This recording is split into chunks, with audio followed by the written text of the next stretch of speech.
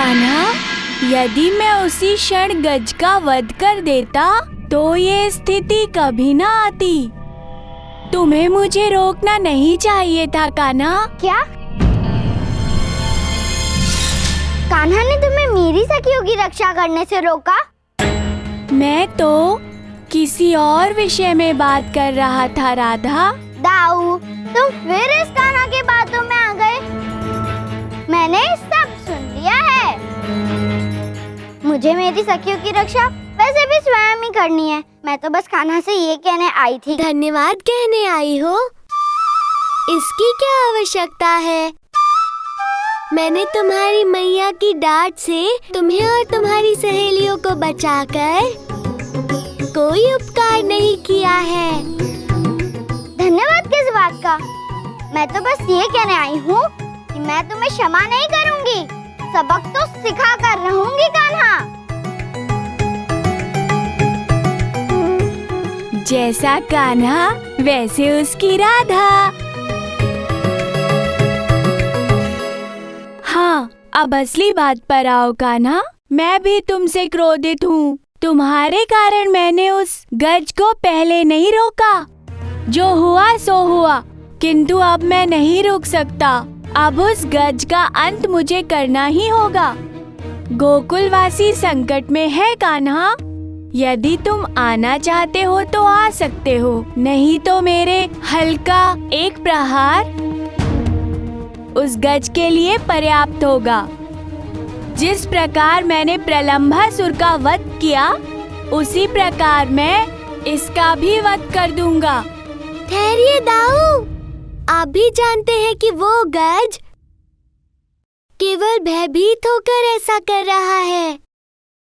मैं जानता हूँ आप क्षण भर में उसका वध कर सकते हैं, किंतु मत भूलिए कि गज प्रभु गणेश के प्रिय जंतु हैं और एक गज को क्षति पहुँचाने का अर्थ स्वयं श्री गणेश को क्षति पहुँचाना है। जानते हो दाऊ, श्री गणेश का मस्तक गज का क्यों है?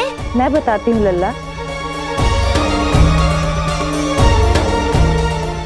प्रभु गणेश का मस्तक गज का होने के पीछे एक कहानी है। हाँ बड़ी मैया, आप हमें वो कहानी सुनाओ।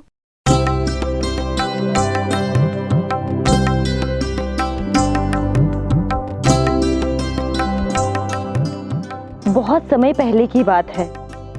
माता पार्वती कैलाश पर्वत पर स्नान करने की तैयारी कर रही थी। स्नान में किसी प्रकार की बाधा ना हो, इसीलिए माँ पार्वती ने नंदी को आज्ञा दी कि उनके द्वार के बाहर पहरा दे। अतः शिव भक्त नंदी भी आज्ञा का पालन करने के लिए उनके द्वार के बाहर खड़े हो गए।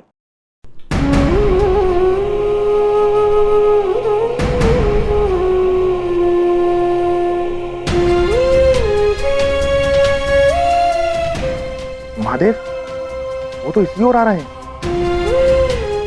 किसी का भी भीतर जाना मना है। अब मैं क्या करूं? क्या प्रभु को रोकना उचित होगा?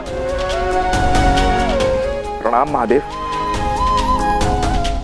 नंदी, क्या देवी पार्वती भीतर हैं? हाँ प्रभु, माता भीतर हैं, किंतु वो क्षमा करना माते, परंतु प्रभु को रोकना मेरे बस में नहीं था। मैया, फिर तो नंदी माता पार्वती के आदेश का पालन नहीं कर सके। नहीं पुत्र, महादेव के अंदर आते ही माता पार्वती क्रोधित हो गई। ये तो एक छोटी सी घटना, लेकिन माता पार्वती को लगा कि जितने निष्ठावान नंदी प्रभु शिव के लिए हैं, उतना निष्ठावान पूरे कैलाश में उनके लिए कोई नहीं। तब माता पार्वती ने एक निश्चय किया और हल्दी के लेप से प्रभु गणेश की रचना की, जो दिखते तो एक साधारण बालक की तरह थे और वो माता पार्वती के लिए सबसे अधिक निष्ठावान थे। और जब अगली बार माता पार्वती स्नान के लिए गई, तब पुत्र, मैं स्नान के लिए भीतर जा रही हूँ और मेरे आदेश के बिना किसी को भी भीतर प्रवेश करने की अनुमति मत देना।